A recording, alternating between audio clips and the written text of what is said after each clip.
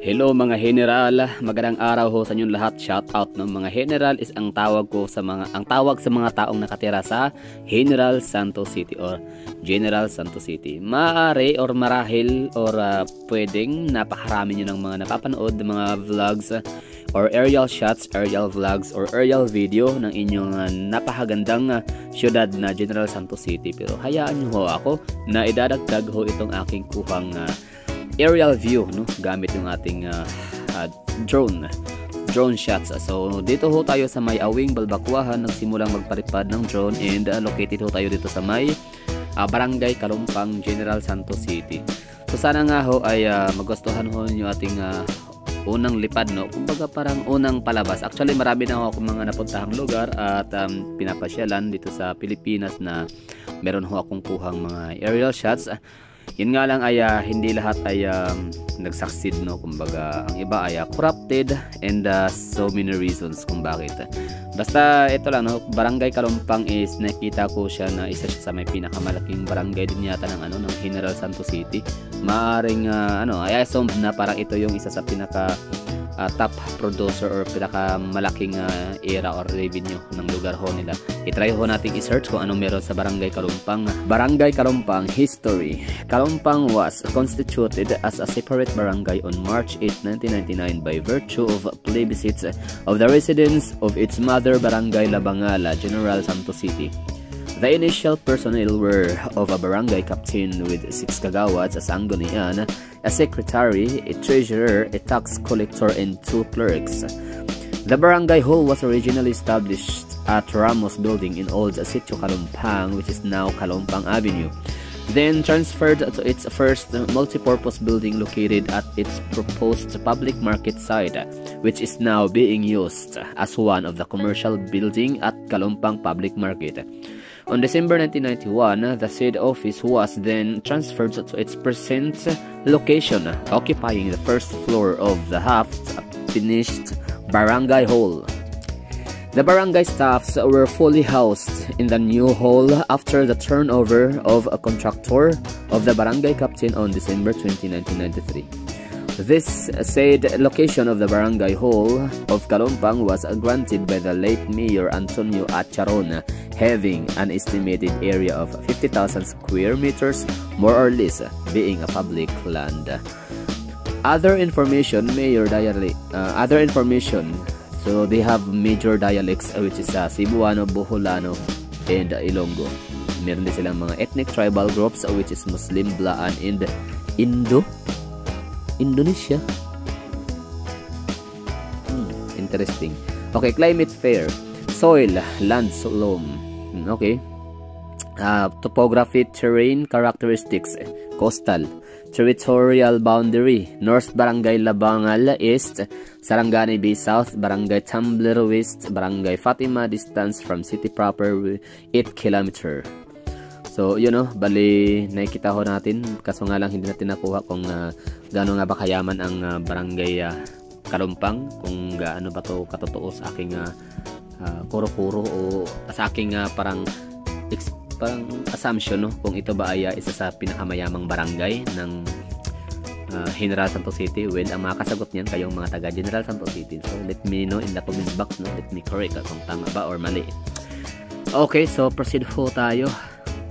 Kumbaga itong ginawa ko na video na to kumbaga para sa aking sarili na rin to, para ma-featured art ko lagi no, na every time na pupunta ako ng ibang mga lugar. So kahit paano ay meron akong magagamit na video for my future references no. Just for example, gagawa ko ng mga review sa ibang cities in the municipalities and its uses and referring to parang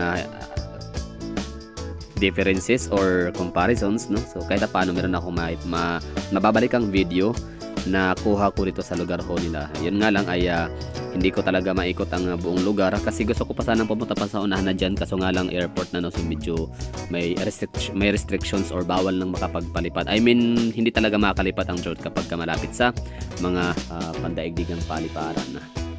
At kung sakali naman na ikaw ay hindi pa nakapuntang General Santos City, so puro ka lang expectations, speculations, assumptions, or imaginations about General Santos City, well, sasabihin na lang kita na General Santos City is ano sila no, papang meron highly urbanized city. Ibig sabihin ho nun ay hindi ho sila kasama na mag-participate sa provincial elections like boboto ng mga governor and board member.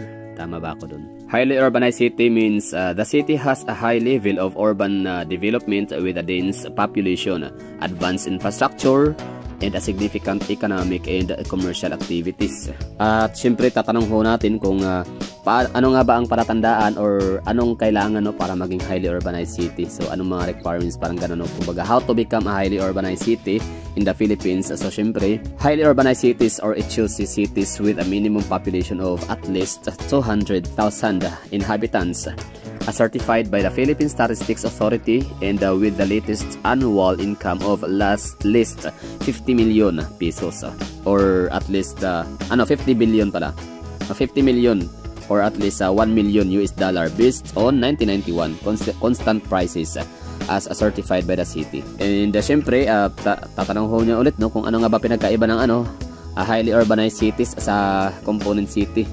So, highly urbanized city is the cities that are classified into 3 categories. Highly urbanized cities, HUCs with a minimum population of 200,000 and latest annual income of 50 million. Tapos, ang independent component cities naman is sila yung charter prohibit their voters from voting for provincial elective officials. So, for example ho nun, General Santos City is highly urbanized city. Tapos, ang Cotabato City naman ay independent component city. So isa pang independent component city ay ang Naga City sa Camarines Sur. Ayan, lugar ni ni dating Vice President Leni Robredo. At balikan na ho natin ang General Santos City no. So malaking nga sila population, meron ho sila nga almost 700,000 population. And isa sila 15 most populous city sa buong Pilipinas. At isa rin sila sa may pinakamalaking ambag no when it comes to revenue no sa Pilipinas. So isa sila sa pinakamalaking revenue dito sa Mindanao. So Davao City, Cagayan de Oro City, Zamboanga City, Cotabato City, General Santos City, yan, Butuan City, Iligan City. So yun po yung mga highly urbanized city na nabanggit ko. Maliban sa Cotabato City hindi pa po sila HUC, sila po yan. Independent component city parang pero naisama ko na kasi malaki din kasi ang income and revenue ni Cotabato City, kaya yun kalibel na niya ang income nitong mga highly urbanized city dito sa Mindanao area or Mindanao region or Mindanao Island. So yun, bali ang ganda ng General Santos City, lalo na kapag gagabi no, light up ko yung kanilang lugar. So yun lang for today's video. Sana ay nagustuhan niyo yung aking palabas no, yung ating show, yung aking vlog, yung ating aerial drones and aerial shots kahit paano sa mga taga Jensan. So baka hindi pa kayo lahat nakapanood no ng mga aerial shows or aerial shoots or shots or mga drone shots dito sa inyong lugar. Yun lang, dinadagdag ko lang yung akin at saka para magkaroon na rin ako ng future references no when it comes to, lalo kung magkakaroon ng time na mako-compare or ma-differentiate ho natin yung mga iba-ibang highly urbanized city dito sa Pilipinas at kasama ang Jensan doon. So at least meron akong mapagkuhaan ng footages and videos. So thank you for watching. Mag-ingat po kayong lahat dyan. So yan, from the land of champions mula sa mga General Santos City. Thank you and bye-bye.